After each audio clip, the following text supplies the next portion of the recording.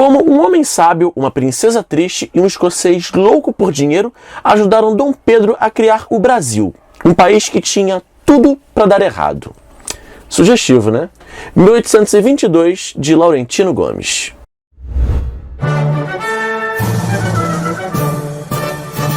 O livro-reportagem é um gênero que corresponde a mais de 90% das minhas leituras de não-ficção, e foi justamente por pertencer a ele que 1822 me chamou a atenção. Por conta da celebração do bicentenário da independência do nosso país, eu buscava uma leitura que fosse agregadora a respeito desse período histórico, mas que também não fosse uma obra didática. E o que eu posso garantir é que o que eu encontrei nessas páginas era exatamente o que eu procurava. Publicado pela primeira vez em 2010, através da editora Nova Fronteira, 1822 faz parte de uma trilogia de livros-reportagem escritos pelo jornalista Laurentino Gomes, que tem por objetivo lançar uma nova perspectiva sobre momentos importantes da nossa história. Nesse volume, ele se debruça sobre o processo de independência do Brasil, um país que, como o próprio subtítulo já informa, tinha tudo para dar errado, mas que por uma notável combinação de fatores e um pouquinho de sorte, acabou até saindo melhor do que o esperado. O livro é estruturado em 22 capítulos e apresenta uma linguagem bem descomplicada, gostosa de ler e convidativa ao leitor. O objetivo da narrativa fica claro desde o início: desmistificar o processo de independência do Brasil, algo que já pode ser notado a partir do primeiro capítulo, onde o autor revela que por trás da imponente imagem retratada pelo artista brasileiro Pedro Américo no quadro Independência ou Morte, havia uma realidade bem menos glamourosa. Um Dom Pedro sofrendo de dor de barriga, montado em uma mula, vestido tal qual um tropeiro e acompanhado por uma modesta guarda de honra composta por fazendeiros e pessoas comuns da região, figuras que nada lembram os tipos presentes na cena eternizada e exposta no Museu do Ipiranga, em São Paulo. Aliás, até mesmo de originalidade a pintura carece, afinal, basta apenas observarmos rapidamente o quadro 1807 Friedland para percebermos a notável semelhança. Mais tarde se descobriu que a cena não havia sido apenas alterada. A pintura de Pedro Américo era uma cópia quase idêntica de outra obra famosa, o quadro 1807 Friedland, obra do francês Jean-Louis Ernest Meissonier, hoje exposto no Metropolitan Museum de Nova York. Meissonier havia concluído o quadro em 1875, 13 anos antes da obra de Pedro Américo, com o objetivo de celebrar uma famosa vitória do imperador Napoleão Bonaparte. Autora de um estudo sobre o tema, a historiadora Cláudia Valadão de Matos afirma que, antes de fazer Independência ou Morte, Pedro Américo estudou detalhadamente a tela de Meissonier. No texto de 1888, em momento algum, o pintor brasileiro se refere ao trabalho do colega francês. Em 1822, Laurentino Gomes busca humanizar as figuras históricas envolvidas no processo de independência, especialmente Dom Pedro I, cuja imagem idealizada é aos poucos desconstruída ao longo da narrativa, revelando que o futuro imperador do Brasil também era um homem genioso, capaz de agir de modo impulsivo, ser vacilante em alguns momentos, além de adotar um comportamento particularmente promíscuo que ajudou a desgastar sua imagem pública junto a uma sociedade brasileira até então majoritariamente conservadora. O autor também aproveita para desconcentrar da figura de Dom Pedro os créditos pela independência e distribuí-los entre os que contribuíram para esse processo, especialmente os 3 referidos no subtítulo desse livro. O homem sábio, que foi José Bonifácio de Andrada, abolicionista convicto e autor de propostas tão inovadoras que ainda hoje fariam sentido em nosso país e que, ao lado da princesa triste, Maria Leopoldina de Habsburgo, foram, do ponto de vista formal, os verdadeiros responsáveis por fazerem a independência do Brasil, cabendo apenas a Dom Pedro o papel teatral de proclamá-la às margens do rio Ipiranga em 7 de setembro de 1822. Há, por fim, o tal escocês louco por dinheiro, alcunha escolhida por Laurentino Gomes para se referir ao almirante Lord Thomas Cochrane, herói maldito da independência do Brasil, figura responsável por garantir a redenção portuguesa no norte e nordeste do país, mas também por saquear cidades da região nesse processo. 300 anos depois da chegada de Pedro Álvares Cabral a Porto Seguro, a esquadra lusitana se engrava os mesmos mares de volta para casa.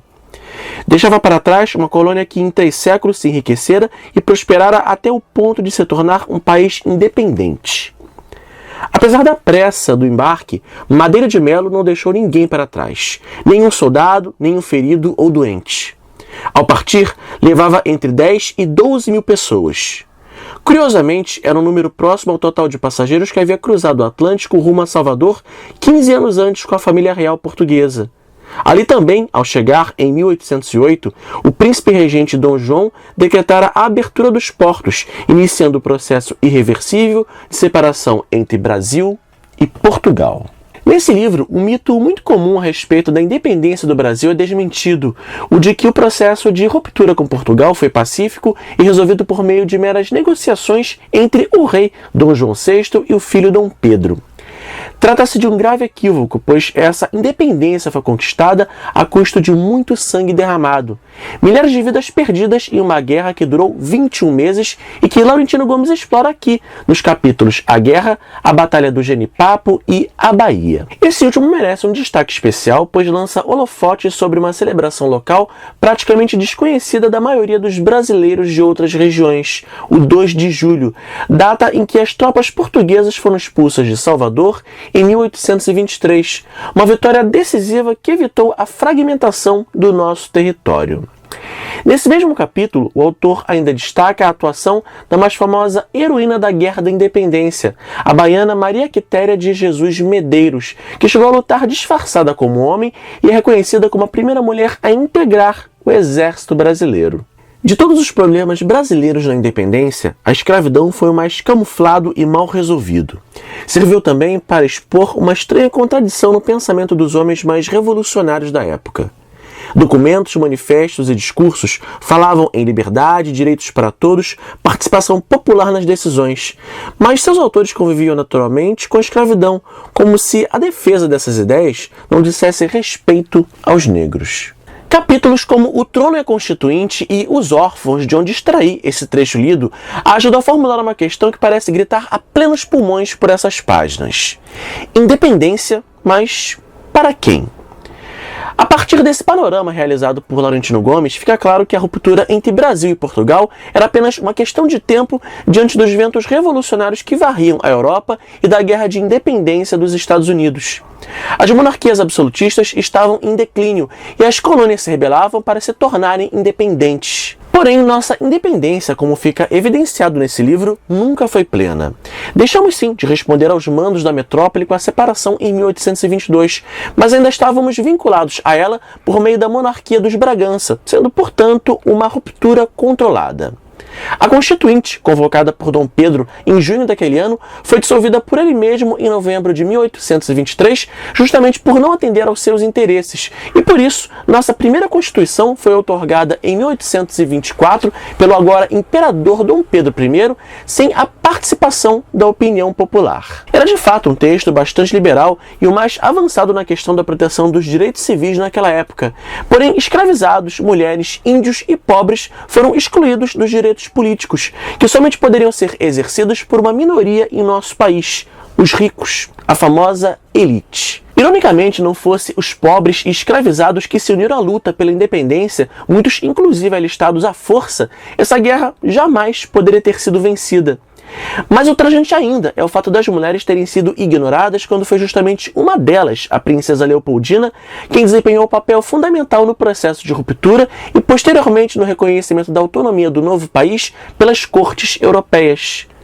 No entanto, mesmo diante de tudo isso, a Constituição Imperial somente privilegiou as vozes daqueles com grandes posses, e claro, que fossem brancos e do sexo masculino. A Constituição dos Estados Unidos é uma obra coletiva. Considerada a certidão de nascimento da moderna democracia norte-americana, foi redigida e assinada por 39 representantes do povo reunidos na Convenção da Filadélfia em 1787. Já a Constituição brasileira, hoje esquecida no Rio de Janeiro, é obra da vontade de um homem só, o rei.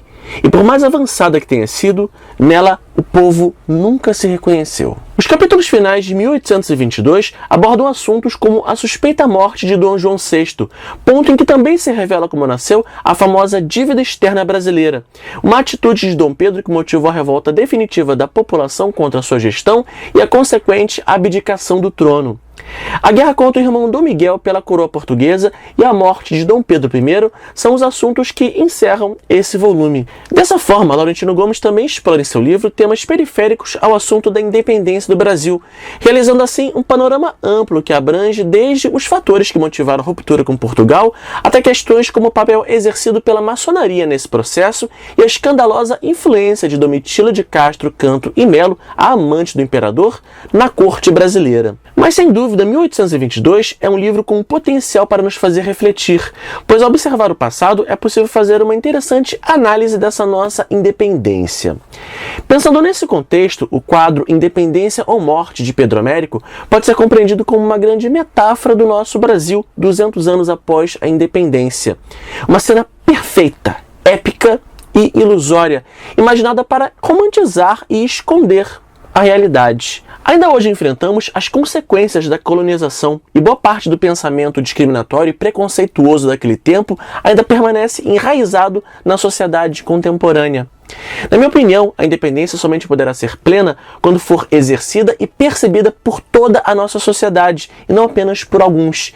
Enquanto isso não acontecer, ela ainda continuará sendo apenas uma imagem idealizada, tal qual o quadro de Pedro Américo. Esse livro é atualmente publicado pela Globo Livros em uma edição revista e ampliada, que corrige alguns dados apresentados nessa edição de 2010, além de acrescentar novos fatos e evidências ao corpo da narrativa.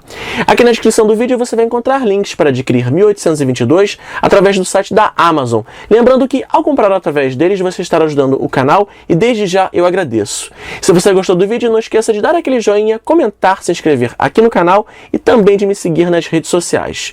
Vejo vocês nos próximos vídeos. Tchau, tchau!